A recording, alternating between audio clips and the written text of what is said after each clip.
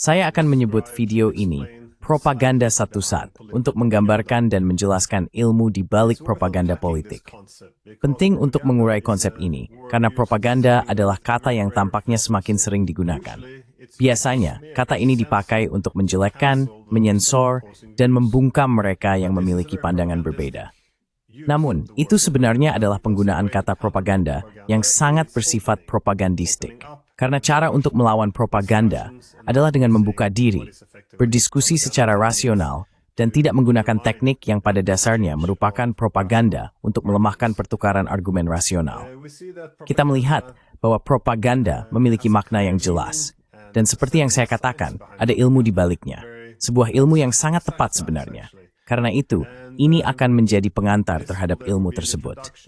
Jadi, propaganda tidak menjadi dengan Brown its strength, sin formesa, atau produk nasdits das grand behats bersebersen.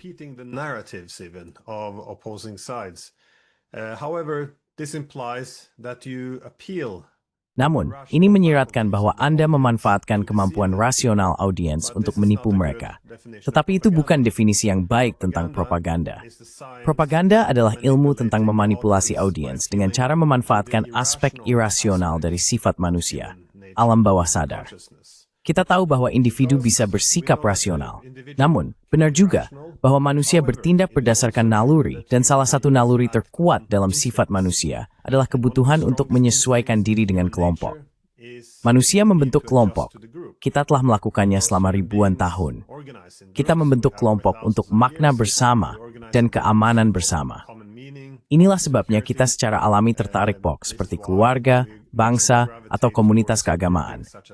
Ini adalah naluri yang sangat mendasar dalam sifat manusia.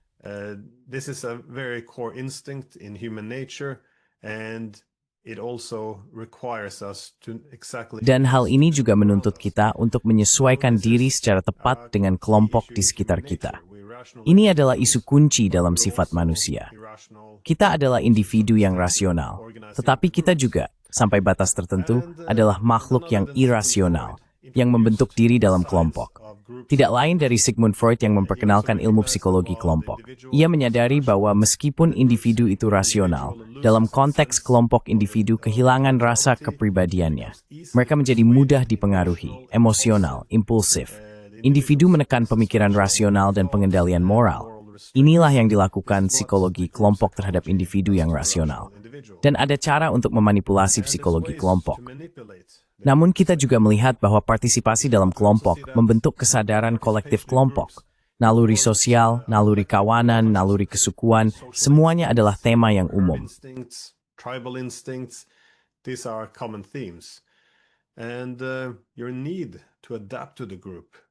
Dan kebutuhanmu untuk menyesuaikan diri dengan kelompok benar-benar mengalahkan pertimbangan rasional. Inilah sebabnya Freud berpendapat bahwa kelompok tidak memiliki kemampuan kritis.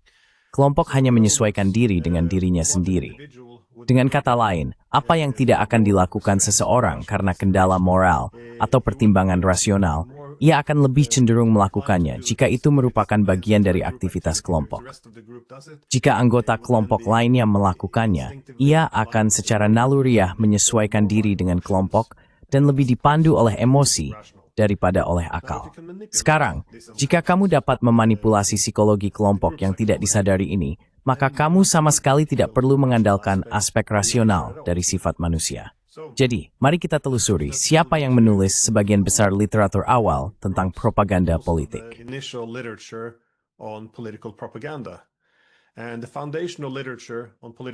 Literatur dasar tentang propaganda politik dikembangkan lebih dari 1 abad yang lalu oleh Edward Bernays, yang kebetulan merupakan keponakan Sigmund Freud.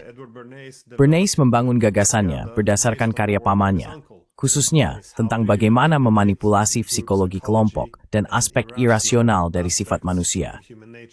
Ia membantu meyakinkan publik Amerika untuk mendukung Perang Dunia Pertama melalui slogan-slogan yang memiliki makna mendalam bagi kelompok, seperti perang untuk mengakhiri semua perang, dan perang untuk membuat dunia aman bagi demokrasi. Sekali lagi, ini terdengar seperti pemasaran, seolah-olah ia sedang menjual sebuah produk, Dan pada tingkat tertentu, itulah yang dimaksud dengan propaganda politik. Pemasaran dalam ranah politik. Faktanya, pemasaran dan propaganda politik pada dasarnya melakukan hal yang sama.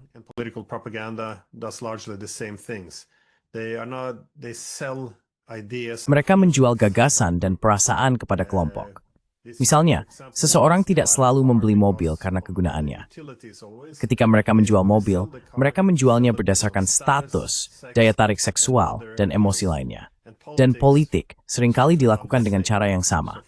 Sebagai contoh, kebebasan adalah cara utama untuk menjual perang, dan itu juga merupakan tema sentral dalam propaganda politik. Jika kamu ingin membuat manusia melakukan beberapa hal terburuk dalam sifat manusia, kamu harus membangkitkan apa yang terbaik dalam sifat manusia. Jadi kamu mengandalkan kebebasan, demokrasi, kemerdekaan, dan begitulah cara orang terlibat dalam perang. Edward Bernays terlibat dalam pemasaran dan propaganda politik. Dalam pemasaran, ia memimpin kampanye agar perempuan merokok, karena merokok tidak dianggap feminin, dan kebanyakan perokok adalah laki-laki.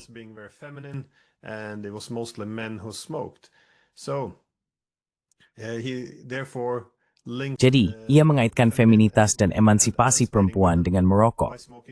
Ia meluncurkan kampanye obor kebebasan. Ketika seorang perempuan menyalakan rokok, itu bukan sekadar alat penghantar nikotin. Itu adalah simbol pemberdayaan. Ia mengambil produk yang sebelumnya dianggap maskulin dan menjadikannya dapat diterima oleh perempuan juga. Bernays kemudian menerapkan prinsip pemasaran yang sama pada politik. Ia direkrut oleh United Fruit Company ketika pemerintah Guatemala memperkenalkan undang-undang perburuan baru untuk melindungi pekerja, yang tentu saja mengurangi keuntungan. Bernays meyakinkan publik Amerika bahwa Jacobo Arbenz, Presiden Guatemala, yang sebenarnya seorang kapitalis liberal, adalah seorang komunis yang mengancam kebebasan fundamental.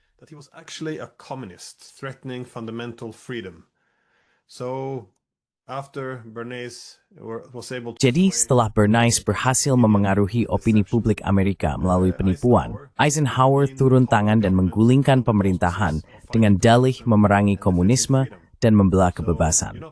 Jadi, Anda tidak menggulingkan pemerintahan untuk menguasai sumber dayanya. Tidak, Anda sebenarnya membantu rakyat memperoleh kebebasan. Inilah cara propaganda bekerja sebagai pemasaran politik. Dan untuk menekankan pentingnya Edward Bernays, bukan hanya karena ia adalah keponakan yang melanjutkan karya pamannya Freud, di Jerman, Menteri Propaganda Hitler, Goebbels, juga mengakui bahwa banyak gagasannya tentang propaganda politik berasal dari Edward Bernays. Jadi propaganda tidak muncul begitu saja. Propaganda hadir karena ada permintaan. It didn't come out of nowhere. Propaganda filled the demand. Because at the turn of the century, karena pada pergantian abad, dunia telah menjadi jauh lebih kompleks. Menjadi tidak realistis untuk mengharapkan bahwa orang, bahkan politisi yang berpengetahuan, dapat sepenuhnya menyadari segala sesuatu yang terjadi di sekitar mereka, di seluruh penjuru dunia, dalam bidang ekonomi, sosial, dan politik. Itu terlalu banyak untuk diminta. Jadi apa yang mereka butuhkan untuk mengelola populasi adalah heuristik atau jalan pintas mental. Dan kita bisa melihat bagaimana hal ini bekerja saat ini. Jika Amerika Serikat sedang mengebom Yaman, ya mungkin kamu bahkan tidak tahu di mana letaknya di peta. Kamu tidak perlu tahu sejarah atau latar belakangnya. Namun, entah kenapa, kamu tahu persis apa yang sedang terjadi. Kamu tahu siapa yang berada di pihak yang benar dan siapa yang salah. Dan kamu tahu ini karena kita, kelompok kita, pihak yang menyerang adalah demokrasi liberal. Kita adalah pihak yang baik.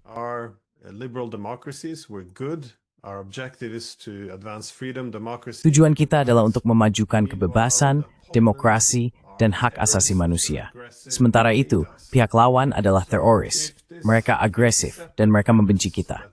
Jadi, jika kamu menerima premis bahwa satu pihak itu baik dan pihak lainnya buruk, kamu ikut memperkuat stereotip tersebut. Lalu, apa sebenarnya arti realitas objektif? Siapa yang menyerang siapa terlebih dahulu? Siapa yang mengancam siapa? Apa yang sebenarnya dikatakan dan dilakukan oleh masing-masing pihak? Hal-hal seperti ini seolah menghilang ke latar belakang. Dan disinilah psikologi kelompok berperan. Sekali lagi, ini adalah aspek yang sangat kuat dari sifat manusia. Kita membagi orang menjadi kelompok dalam, siapa kita, dan kelompok luar, yaitu lawan, pihak lain.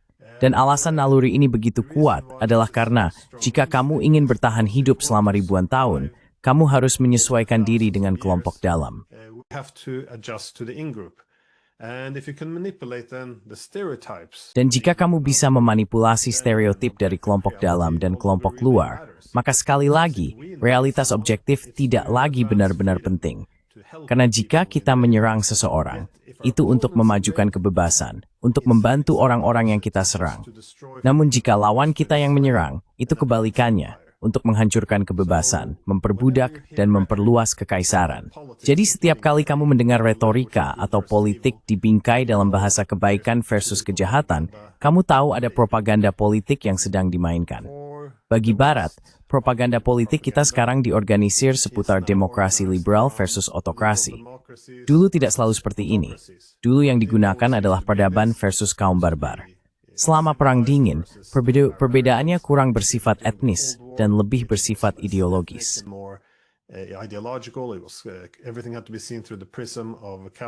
Segala sesuatu harus dilihat melalui prisma kapitalisme versus komunisme, kebebasan versus perbudakan. Setelah Perang Dingin, hal itu dibingkai ulang sebagai perjuangan antara demokrasi liberal dan otokrasi. Ini pada dasarnya hanyalah cara lain untuk mengatakan yang baik versus yang jahat. Dan tentu saja ada sedikit kebenaran di dalamnya. Demokrasi Barat cenderung lebih liberal dan demokratis dibandingkan lawan-lawannya. Namun gagasan bahwa hal ini menjelaskan semua konflik di dunia jelas tidak masuk akal. Itu menyederhanakan dan merendahkan kompleksitas yang ada. Dan hal ini dilakukan dengan alasan yang sangat jelas, untuk mengatakan bahwa satu pihak adalah yang baik dan pihak lainnya adalah yang jahat. Jadi ketika para pemimpin politik hanya berbicara tentang nilai-nilai kita dan niat agresif para lawan kita, kamu tahu bahwa ada propaganda yang sedang dimainkan.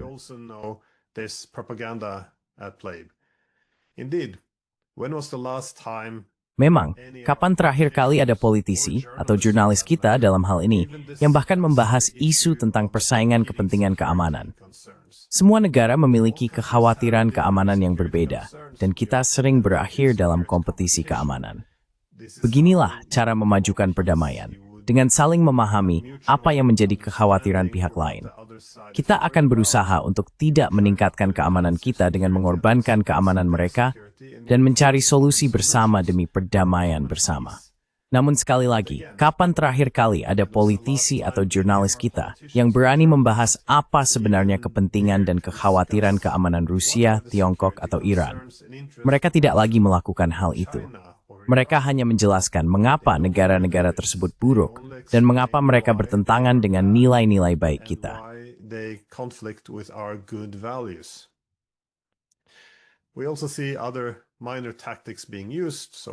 Kita juga melihat taktik-taktik kecil lainnya digunakan.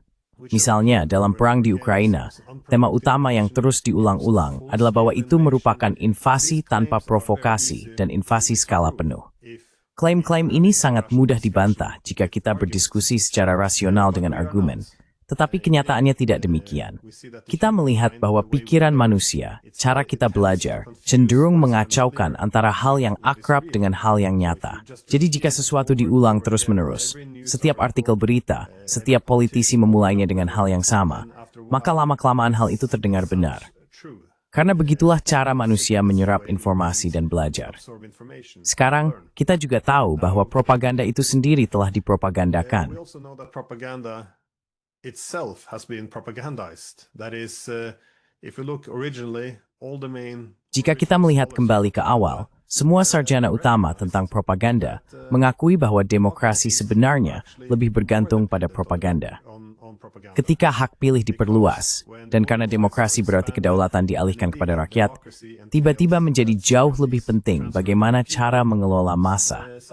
Jika Anda adalah sebuah otokrasi, Anda tidak perlu mempertimbangkan opini publik sejauh itu, sehingga kebutuhan akan propaganda pun lebih sedikit. Ini merupakan perkembangan menarik untuk dipertimbangkan, karena bahkan Edward Bernays pun mengakui bahwa demokrasi akan lebih bergantung pada propaganda.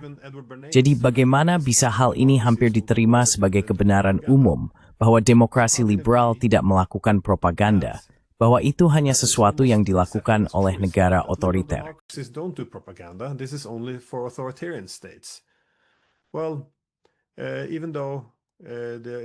Nah, meskipun para propagandis awal menyebut propaganda sebagai profesi yang terhormat sebelum Perang Dunia II, istilah itu harus diubah karena Jerman telah menodai nama propaganda. Propaganda mereka selama perang menciptakan terlalu banyak konotasi negatif.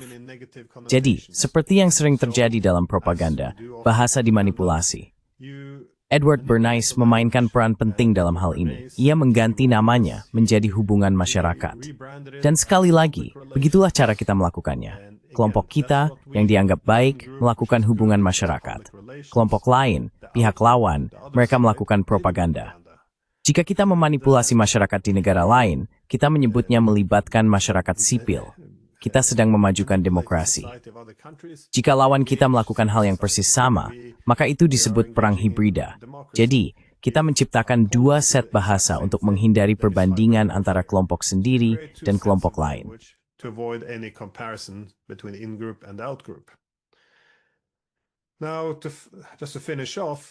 Sekarang, untuk menutup pembahasan, Walter Lippmann mengubah pandangannya tentang propaganda. Ia juga memiliki peran penting dalam mengembangkan literatur awal mengenai propaganda politik. Namun, ia mengubah pandangannya karena mempertimbangkan keseimbangan antara manfaat dan kerugiannya. Ia menyadari bahwa propaganda pada dasarnya berkaitan dengan cara membingkai dunia atau suatu konflik sebagai perjuangan antara kebaikan dan kejahatan. Manfaat atau hal baik dari propaganda adalah kemampuannya untuk menggerakkan dukungan publik terhadap suatu konflik. Jika Anda memberitahu rakyat Anda yang mungkin tidak menginginkan perang, seperti orang Amerika selama Perang Dunia, bahwa ini adalah perjuangan antara kebebasan dan perbudakan, bahwa jika kita berperang kali ini, maka semua perang akan berakhir dan dunia akan menjadi tempat yang aman bagi demokrasi. However, Wiese Skray ingin mematkan dukungan publik pada perang tersebut.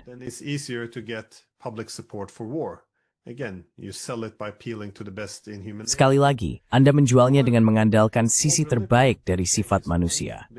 Namun, Walter Lippmann memang mengubah pandangannya, karena ia berpendapat bahwa meskipun propaganda sangat efektif untuk memicu perang, propaganda justru buruk untuk menciptakan perdamaian. Begitu perdamaian yang dapat dijalankan tersedia atau bisa dicapai, hal itu menjadi mustahil. Ia menekankan satu hal.